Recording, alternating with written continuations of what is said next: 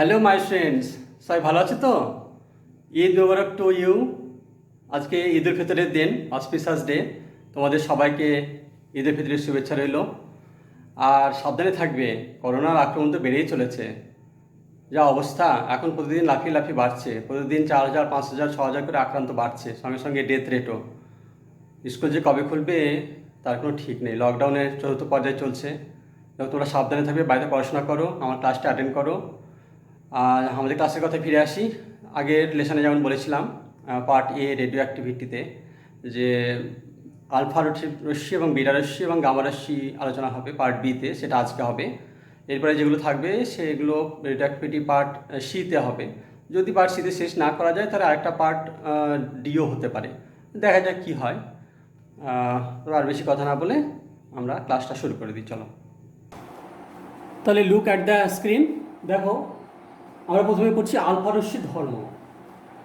তো আমি দেখো তোমাদের সুবিধার জন্য খুব ছোট্ট নোট করে রেখেছি। তোমরা এগুলো একটু পজ করে লিখে নিলেও পারো, এইটুকু পড়লেই হবে। এবং আমি বুঝিয়ে দিচ্ছি, সেটা মনে রাখার চেষ্টা করো। প্রথমে দেখো, হিলিয়াম আয়ন। আলফা রশ্মি প্রকৃতপক্ষে হিলিয়াম আয়ন, মানে ইলেকট্রনবিহীন যে হিলিয়াম কণা, অর্থাৎ বাইরের কক্ষপথে ইলেকট্রনগুলোকে সরিয়ে দিলে যেটা থাকে সেইগুলোই হচ্ছে হিলিয়াম আয়ন, এবং তারই স্রোত হচ্ছে তোমার আলফা রশ্মি।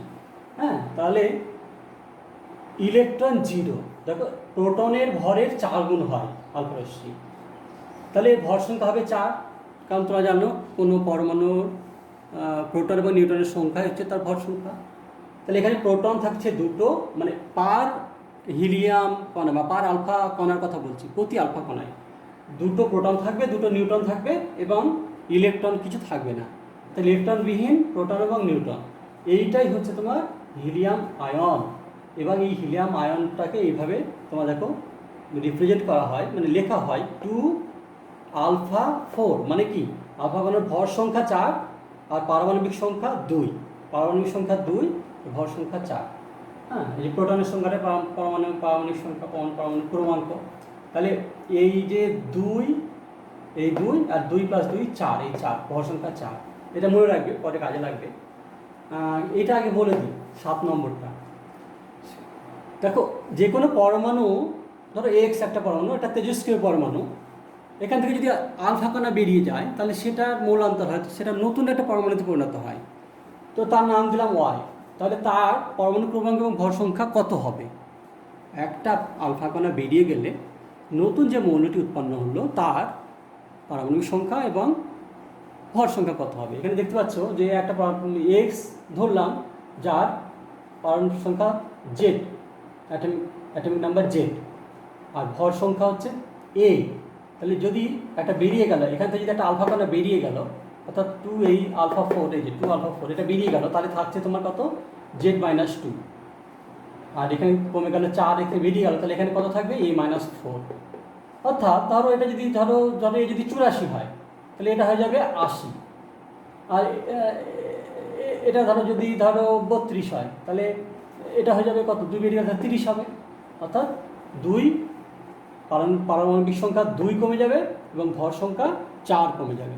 ডটার নিউক্লিয়াসে, অর্থাৎ যেটা উৎপন্ন হবে, যে পরমাণুটা উৎপন্ন হবে তার নিউক্লিয়াসে তোমার পারমাণবিক সংখ্যা 2 কমে যাবে এবং ভর সংখ্যা 4 কমে যাবে। ওকে, প্রতি আলফা কণা বেরিয়ে যাওয়ার জন্য।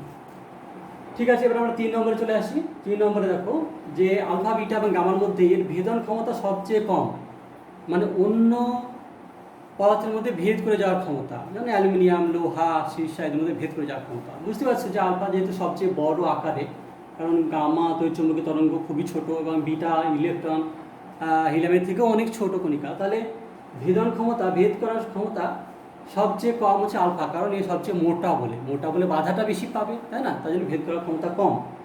তবুও এটার মাপ দেওয়া হয়েছে, দেখো 0.1 মিলিমিটার পুরু অ্যালুমিনিয়াম পাত ভেদ করতে পারে। 0.1 মিলিমিটার পুরু অ্যালুমিনিয়াম পাত ভেদ করে যেতে পারে। এর একটা বৈশিষ্ট্য এটা। এর থেকে মোটা অ্যালুমিনিয়াম পাত ভেদ করতে পারবে না, আটকে যাবে। ওকে, যে বেগ কিন্তু বিভিন্ন। আলফা কণা যেখান থেকে বেরিয়ে আসছে, দেখো তেজস্ক্রিয় কোনো পদার্থ থেকে, রেডিয়াম হোক বা থোরিয়াম হোক বা ইউরেনিয়াম হোক, বেরিয়ে আসছে আলফা কণা, প্রত্যেকের বেগ কিন্তু এক হয় না, যত কারো বেগ বেশি কারো বেগ কম, কেউ এখানে গেল কেউ এখানে গেল, হ্যাঁ কেউ এখানে কেউ এখানে কেউ এখানে, অর্থাৎ বেগ প্রত্যেকের কিন্তু একই হয় না, এখানে বেগ বিভিন্ন। এর রেঞ্জ একটা দেওয়া হয়েছে দেখো 1.4 × 10⁹ semi per second centimetre per second থেকে 1.7 × 10⁹ সেন্টিমিটার পার সেকেন্ড পর্যন্ত হতে পারে। বিভিন্ন বেগে কিন্তু বেরিয়ে আসে, কনস্ট্যান্ট, সকলের বেগ কিন্তু এক নয়। এ নিয়ে বেশি ডিসকাশনে যাচ্ছি না। পঞ্চম পয়েন্টে চলে এসো, গ্যাসকে আয়নিত করার ক্ষমতা সবচেয়ে বেশি। এটা অবভিয়াসলি, কারণ এর আকারে সবচেয়ে বড়, মোটা সেই জন্য গ্যাসের মধ্যে দিয়ে যখন যাবে তখন ধাক্কাধাক্কি বেশি করতে পারবে। অন্য গ্যাসের কক্ষপথিক ইলেকট্রনকে কক্ষচ্যুত করতে এ সবচেয়ে বেশি পারবে অন্যদের তুলনায়। অন্যরা তো খুব ছোট্ট সূক্ষ্ম, কিন্তু এ মোটা বলে এ আয়নিত করতে পারবে বেশি, কারণ অন্য গ্যাসের ইলেকট্রনকে ধাক্কাধাক্কি করে ও কক্ষচ্যুত করতে পারবে এবং তার ফলে সেই গ্যাসটা আয়নিত হবে। আর 6 নম্বর যাদব প্রতিপ্রবাহ সৃষ্টি করতে পারে। হ্যাঁ, বেরিয়াম, প্ল্যাটিনোসায়ানাইড বা অন্য যে সমস্ত পদার্থের উপর যদি পড়ে তাহলে এরা প্রতিপ্রবাহ সৃষ্টি করতে পারে, যেটা বিটা এবং গামা মধ্যে হয় না। ওকে, মোটা বলে প্রতিপ্রবাহ সৃষ্টি করতে পারে। 7 নম্বরটা আর আগে বলে দিই যে কোনো পরমাণু থেকে যদি একটা আলফা কণা বেরিয়ে যায় 23 পরমাণু থেকে, তাহলে যে নতুন পরমাণু সৃষ্টি হয় তার মধ্যে ভর সংখ্যা 4 কমে যায় আর পারমাণবিক সংখ্যা 2 কমে যায়। ওকে, এই গেল তোমার আলফা রশ্মির ধর্ম। এইটুকু পড়লেই হবে। তোমরা একটু পজ করে নিয়ে, ভিডিওটা পজ করে নিয়ে এটা নোট করে নিও খাতায় এবং মুখস্থ করে নিও, এইটুকু পড়লেই হবে। ওকে, এবার আমরা চলে আসবো বিটায়। এবার তাহলে আমরা আমাদের পরের রশ্মিতে চলে আসি, বিটা রশ্মি। বিটা রশ্মির ধর্ম দেখো, এখানে আমি ছোট ছোট নোট করেছি, তোমরা দেখতে পাচ্ছ পরিষ্কার। তাহলে আমি একটু ব্যাখ্যা করে দিই। বিটা রশ্মি তোমরা দেখেছো যে তড়িৎ ক্ষেত্রের পজিটিভ সাইডে অর্থাৎ প্লাস চিহ্নের দিকে যাচ্ছে, তার মানে বিটাটা নেগেটিভ, এবং পরীক্ষা করে দেখা যায় যে এটা ইলেকট্রন কণার স্রোত। তোমরা জানো ইলেকট্রন নেগেটিভ, তো এটা নাথিং বাট ইলেকট্রন কণার স্রোত, এটা হচ্ছে বিটা রশ্মি। তাহলে এর ভর এবং আধান ইলেকট্রন ভরের সমান হবে, কারণ একই তো জিনিস, ইলেকট্রনের স্রোতটাই হচ্ছে বিটা রশ্মি। আর 3 নম্বরে দেখো এর ভেদন ক্ষমতা আলফা কণার চেয়ে অনেক বেশি, ভেদ করার ক্ষমতা। অন্য কোনো ধরো অ্যালুমিনিয়াম, লোহা বা তামা, অন্য মেটালকে তার পাতলা পাতের মধ্য দিয়ে ভেদ করে যাওয়ার ক্ষমতা এর আলফার চেয়ে বেশি, কারণ এ অনেক সূক্ষ্ম। আলফা তো অনেক মোটা, হিলিয়াম আয়ন, তার থেকে এটা অনেক সূক্ষ্ম ইলেকট্রন, সেজন্য এ অনেক বেশি, এবং এর গতিবেগ তীব্র, অনেক বেশি গতিবেগ, প্রচণ্ড গতিশীল, সেজন্য এটা অনেক বেশি ভেদন ক্ষমতা সম্পন্ন। ওকে, প্রতিপ্রভা সৃষ্টির ক্ষমতা এটা আলফা কণার চেয়ে কম। প্রতিপ্রভা সৃষ্টি করে তোমার জিঙ্ক সালফাইড, বেরিয়াম, প্ল্যাটিনোসায়ানাইড ইত্যাদির পর্দায়, এসব পদার্থগুলোর পর্দায় যদি পড়ে তোমার।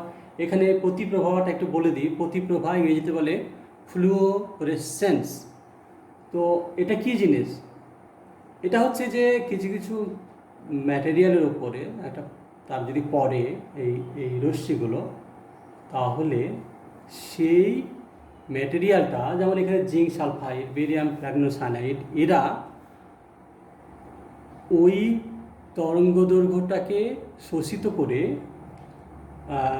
নতুন ধরনের তরঙ্গদৈর্ঘ্যের ইলেকট্রোম্যাগনেটিক ওয়েভ অর্থাৎ তড়িৎচুম্বকীয় তরঙ্গ বিকিরণ করে। ওকে, এখানে প্রতিপ্রভাটা একটু বলে নিই। প্রতিপ্রভা কাকে বলে? ইংরেজিতে বলে ফ্লুওরেসেন্স। হ্যাঁ, তোমাদের আগে বলেছিলাম যে আলফা প্রতিপ্রভা সৃষ্টি করে, বিটা প্রতিপ্রভা সৃষ্টি করে, তবে আলফার চেয়ে কম। যেমন জিঙ্ক সালফাইড, বেরিয়াম, প্ল্যাটিনোসায়ানাইড ইত্যাদি পর্দায় এটা প্রতিপ্রভা সৃষ্টি করে। প্রতিপ্রভাটা কি? প্রতিপ্রভাটা হচ্ছে যে আলোক বা কিছু তরঙ্গ বা এরকম বিটা বা আলফা রশ্মি, এরা যখন এই সমস্ত ম্যাটেরিয়ালের উপরে পড়ে তখন শোষিত হয়ে যায় কিছু অংশ, এই রশ্মিগুলোর কিছু অংশ, এবং তখন সেই ম্যাটেরিয়ালগুলো থেকে নতুন তরঙ্গ বিচ্ছুরিত হতে থাকে এবং আলোক রূপে প্রতিভাত হয়, অর্থাৎ আলোক বিচ্ছুরিত হতে থাকে। হ্যাঁ, এই সমস্ত পদার্থের উপর এই তরঙ্গগুলো পড়লে নতুন তরঙ্গদৈর্ঘ্যের তড়িৎচুম্বকীয় তরঙ্গ বিকিরণ হতে থাকে। এটা সবচেয়ে ভালো ওয়ার্ড, নতুন তরঙ্গদৈর্ঘ্য বিকিরণ হতে থাকে, অর্থাৎ বিচ্ছুরিত হতে থাকে। এইটাকে বলে প্রতিপ্রভা। হ্যাঁ, তো এটা আয়ন আলো পড়লো বন্ধ বন্ধ করে তোমরা দেখবে যে ফসফরাস জলে, এটা এক ধরনের প্রতিপ্রভা। বা কোনো পদার্থের উপরে আলো পড়লে সেটা আলো শোষিত হয়ে গিয়ে সেখান থেকে নতুন তরঙ্গ দৈর্ঘ্যের আলো বিচ্ছুরিত হতে থাকে, এটাও প্রতিপ্রভা। এখানেও প্রতিপ্রভা হয়। এই পদার্থগুলো এই আলফা বিটা ইত্যাদিকে শোষিত করে বা নতুনভাবে এটাকে বিচ্ছুরিত করতে পারে, এটা হচ্ছে প্রতিপ্রভা। ওকে, এরপর আমরা চলে আসছি 5-এ। দেখো, যদি একটা তেজস্ক্রিয় পদার্থ থেকে ইলেকট্রন কণা বিকিরিত হয়, অর্থাৎ বের হয়ে আসে, নিউক্লিয়াস থেকে বের হয়ে আসে বিটা কণা, একটা বিটা কণা যদি বের হয়ে আসে, তাহলে বিটা কণা মানে তো ইলেকট্রন বললাম, তাহলে -1 ও নেগেটিভ চার্জ, আর ওর ভর সংখ্যা 0। তোমরা জানো ইলেকট্রন প্রোটন বা নিউট্রনের মতো তত ভারী নয়, 0 ধরা হয়। তো তাহলে মূল যে আমাদের পরমাণুটা ছিল, ধরো পরমাণু X, যার পারমাণবিক সংখ্যা হচ্ছে Z আর ভর সংখ্যা হচ্ছে A, এখান থেকে একটা বিটা কণা যদি বেরিয়ে যায়, তাহলে দেখা যায় যে নতুন একটা পরমাণু সৃষ্টি হয়েছে, যার ভর সংখ্যা কিন্তু একই থাকছে, কিন্তু পারমাণবিক সংখ্যা 1 বেড়ে যাচ্ছে, অর্থাৎ Z+1 হয়ে যাচ্ছে। বুঝেছ? ওর আগে যা ছিল তার থেকে পারমাণবিক সংখ্যা 1 বেড়ে গেল, কিন্তু ভর সংখ্যা একই থাকলো। একটা ইলেকট্রন প্লাস একটা ইলেকট্রন বেরিয়ে গেছে। এই ইলেকট্রনটা মানে বিটা কণাটা যদি বেরিয়ে যায়, তাহলে একটা নতুন পরমাণু আমরা সৃষ্টি করতে পারছি, কিন্তু তার পারমাণবিক সংখ্যা 1 বেড়ে যাচ্ছে, কিন্তু ভর সংখ্যা একই থাকছে, দেখতে পাচ্ছ। আর 6 নম্বর, এর আয়নায়ন ক্ষমতা। তো গ্যাসের মধ্য দিয়ে যখন যায়, তখন গ্যাসকে আয়নিত করার ক্ষমতা এটা আলফার চেয়ে কম। কারণটা বুঝতে পারছো অবভিয়াসলি, যখন খুব সূক্ষ্ম বলে ধাক্কাধাক্কি কম করবে, পরমাণুর ফোকর দিয়ে বেরিয়ে যাবে, আয়নিত অতটা হতে পারবে না গ্যাসের কণাগুলো। সেই জন্য এর আয়নায়ন ক্ষমতা আলফার চেয়ে কম। 7-এ লিখতে পারো একটা, যে জীব কোষকে ক্ষতি করে, জীব কোষের পক্ষে অর্থাৎ জীবদেহের পক্ষে খুবই ক্ষতিকারক। আলফা বিটা দুটোই জীবদেহের পক্ষে ক্ষতিকারক।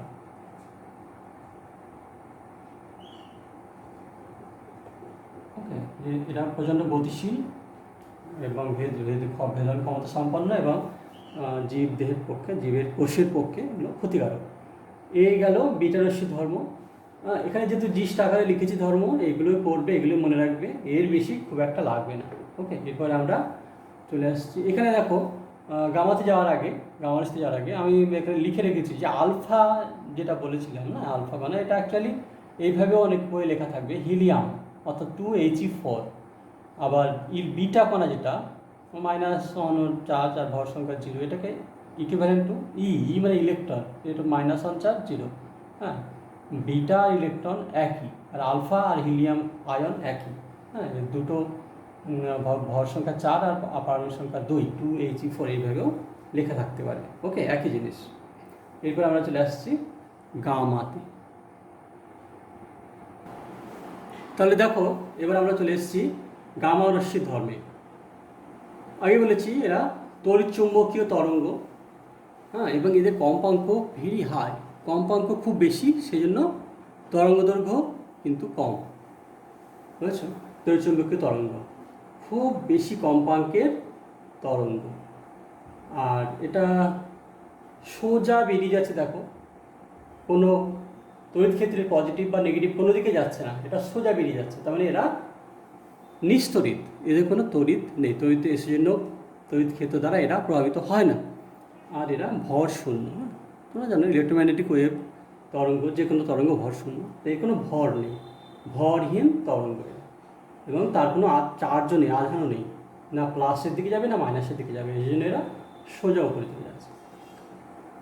3 নম্বর চলে এসো, এর গতিবেগ আলোর বেগের সমান, যেটা হচ্ছে 3 × 10⁸ মিটার পার সেকেন্ড, বা আমরা কথায় বললে 3 লক্ষ কিলোমিটার পার সেকেন্ড। তো এইটা আলোর বেগের সমান, কারণ আলো একটা তড়িৎচুম্বকীয় তরঙ্গ, এটাও একটা তড়িৎচুম্বকীয় তরঙ্গ, একই ফ্যামিলির। তাহলে আলোর যা বেগ, এদেরও বেগ তাই। হ্যাঁ, তাহলে গামা রশ্মির বেগ হচ্ছে আলোর বেগের সমান তোমার সেকেন্ডে 3 লক্ষ কিলোমিটার।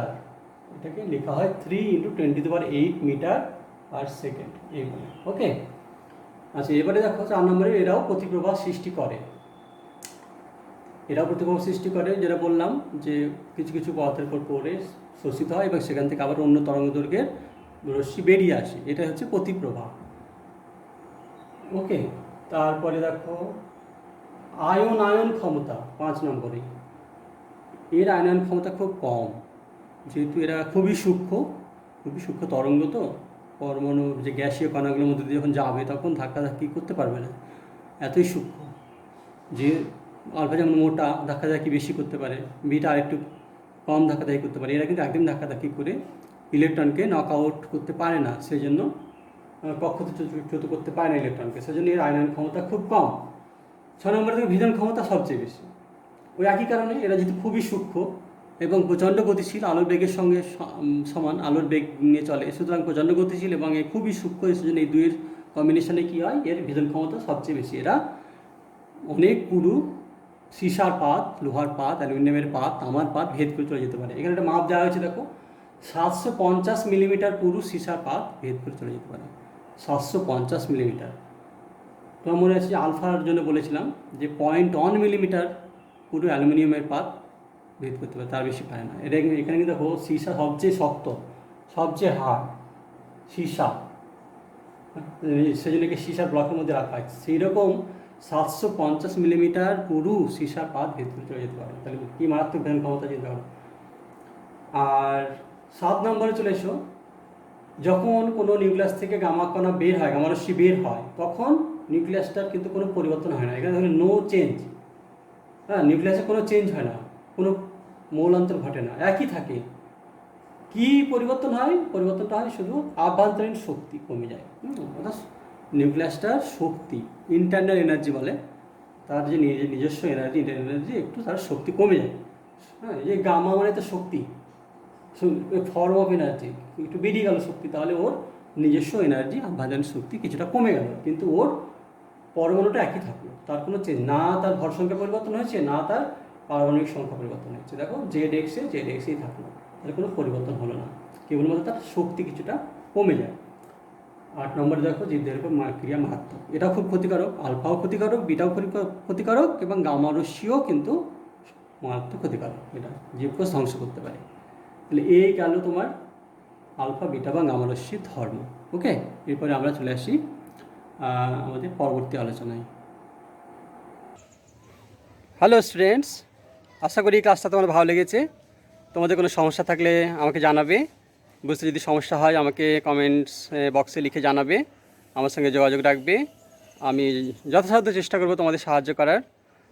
তোমাদের যদি কোনো জায়গায় বুঝতে অসুবিধা হয় তাহলে তোমরা পজ করে বা রিপিটেডলি 2-1 বার সেটা চালিয়ে প্লে করে দেখে নিও, কারণ বেশি কথা আমি বলি না, কারণ বেশি কথা বলতে গেলে ভিডিওটা অনেক লম্বা হয়ে যাবে, সেই জন্য একই কথা বারবার রিপিট না করে তোমরা পজ করে দেখে নিও। আজকে কেমন লাগলো তোমাদের? আশা করি তোমাদের ভালো লেগেছে। যদি তোমাদের ভালো লাগে তাহলে আমার জন্য একটু ফেভার করো, তোমাদের জন্য এত খাটাখাটনি করে আমি লেসন বানাচ্ছি, তোমরা আমার জন্য একটু কয়েকটা সেকেন্ড টাইম দাও। এই স্ক্রিনের নিচে যে লাইক বাটনটা আছে সেটাতে একটু টিপে দিও, কমেন্ট বক্সে একটু লিখো তোমাদের যা মনে হয়, যে কেমন লাগছে লেসনটা, ভালো না খারাপ, কোনো প্রবলেম হচ্ছে কি না, এনিথিং তোমার যা মনে আসছে 2-1টা কথা লেখো। কোনো কোশ্চেন থাকলে সেটাও লিখতে পারো, তার উত্তর আমি ঠিক দিয়ে দেবো। তোমরা ইন্টারাকশান করলে আমার ভালো লাগবে এবং চ্যানেলের অনেক উপকার হবে। হ্যাঁ, আমি বুঝতে পারবো যে তোমরা আমার সঙ্গে আছো। আর দ্বিতীয় কথা, তোমাদের বন্ধুদের যারা এখনও এই চ্যানেলে আসেনি তাদেরকে এই চ্যানেলের কথা বলো, শেয়ার করো লিঙ্ক, এবং তাদেরকে দেখতে বলো। তৃতীয় কথা, যেটা ইম্পর্ট্যান্ট কথা, সেটা হচ্ছে যারা এখনও সাবস্ক্রাইব করোনি তারা সাবস্ক্রাইব করে নাও। এই জন্য তো তোমার কোনো পয়সা খরচ হবে না, একদম free, this is completely free. কিন্তু আমার অনেক উপকার হবে, তোমরা সঙ্গে আছো জেনে আমার মোটিভেশন অনেক বেড়ে যাবে এবং আমি খুব ভালো ভালো লেসন তোমাদের জন্য তৈরি করব। তাই আমার ভিডিওগুলো দেখো, লাইক করো, কমেন্ট করো, শেয়ার করো আর সাবস্ক্রাইব করো। ওকে, থ্যাংক ইউ।